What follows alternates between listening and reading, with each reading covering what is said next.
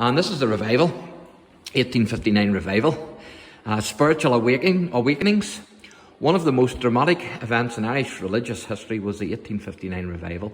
Spiritual awakening which spread through Ulster at a remarkable pace. The events of 1859 were not the first religious revival in the history of Ulster, and neither was revival only experienced in Ireland. Reverend John Livingstone had himself been involved in revivals in Scotland and Ulster in the early 1600s. And so there's 1630, the Kirk Shots revival, and I actually have a friend who's over at Shots Congregational Church. He's a minister over there. He went over from here to minister there. So you can read that, pause the video and read that if you want. 1620s, 1630s, the 6 Mile Water revival. And there's the Kirk of Shots and also the 6 Mile Water at Antrim Castle.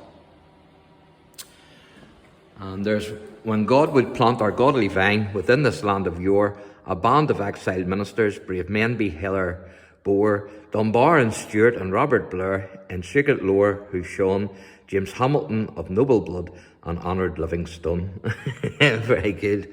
Part of a poem from 1859 by the Reverend Matthew Kerr of Dromore, Dromore where I live, which looked back to the revivals of the 1600s and John Livingstone. And there you can see John Livingstone preaching at Kirk of Shots, 1630. That's excellent, isn't it? So there's the 1859 revival in Killinchy.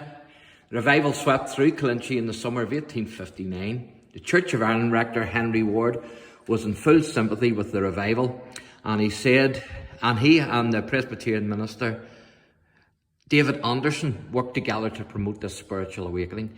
Describing the events of that year, Ward wrote that no distinction being made and the hearts of all knit together in one holy bond of Christian fellowship.